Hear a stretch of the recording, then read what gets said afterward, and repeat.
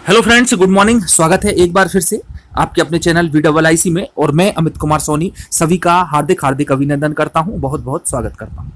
दोस्तों, अभी तक सब्सक्राइब नहीं किया है तो तुरंत सब्सक्राइब जरूर कर लें, साथ ही साथ बेल आइकॉन पर भी प्रेस करते चलें जिससे कि नोटिफिकेशन आप लोगों को मिलता रहे।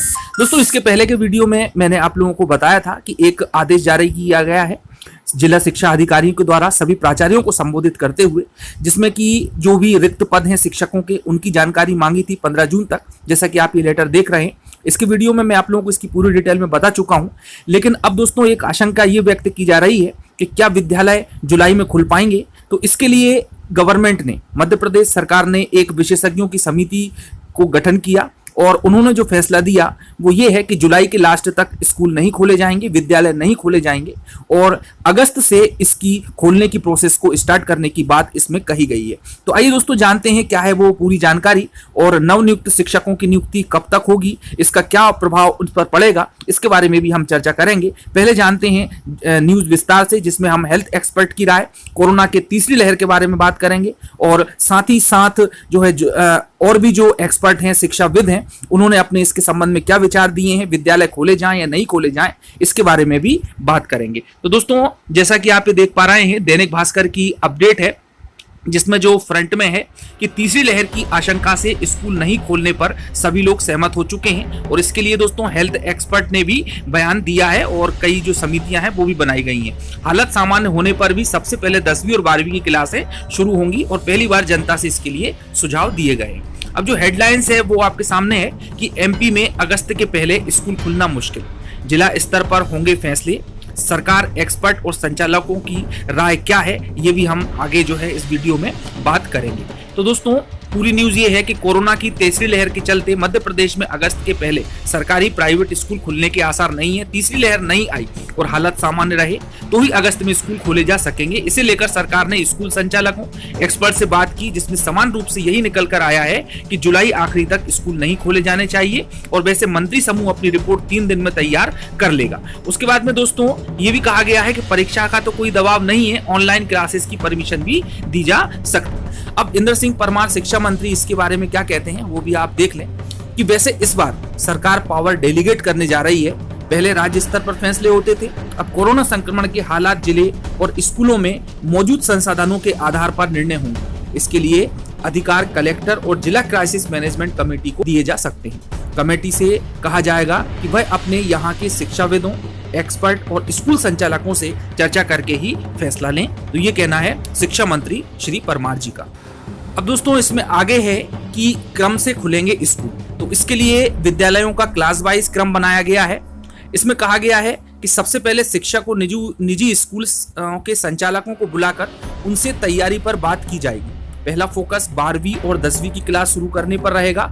उसके बाद 11वीं की कक्षाएं चालू करेंगे और इसके बाद 6ठी और 8वीं और सबसे आखिरी में 1ली से 5वीं तक की क्लासेस शुरू होंगी।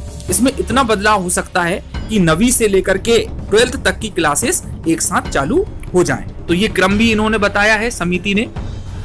अब दोस्तों, कोरोना की तीसरी लहर की आशंका के चलते जो हेल्थ एक्सपर्ट हैं उन्होंने भी सरकार को सलाह दी है कि स्कूल खोलने के लिए अभी इंतजार करना पड़ेगा।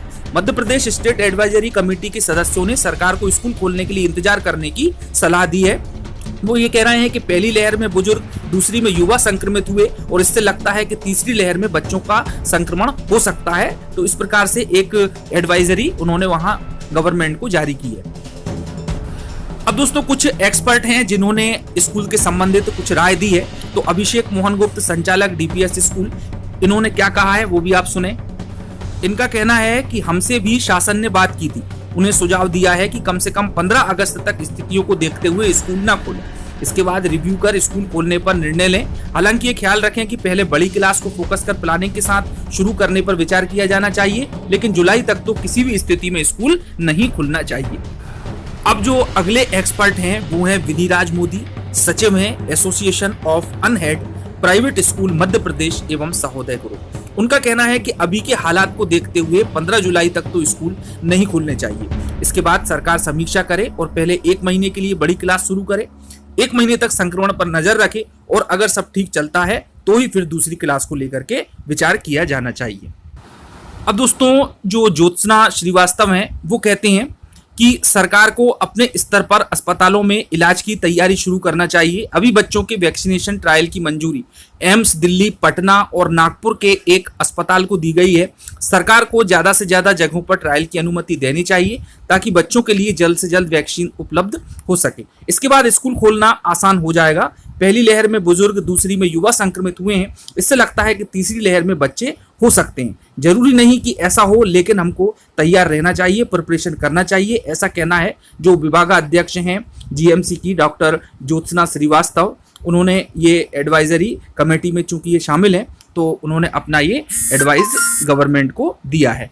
तो दोस्तों स्थिति ये बन रही है कि कुछ तो अगस्त से स्टार्ट करने की बात कह रहे हैं और कुछ लोग जो है 15 अगस्त के बाद विद्यालयों को प्रारंभ करने की बात कह रहे हैं। अब चूंकि दोस्तों हमको मालूम है कि यहाँ वेरिफिकेशन काम वर्ग 1 और 2 का स्टार्ट हो चुका है, तो ये काम जुलाई में बिल्कुल कंप्लीट कर लिया जाए और फिर अगस्त में जैसी भी गाइडलाइन आती है उसके हिसाब से काम करते हुए सरकार शिक्षा विभाग ज्वाइनिंग की प्रोसेस को स्टार्ट करेगी। तो दोस्तों ये बहुत ही महत्वपूर्ण जानकारी थी।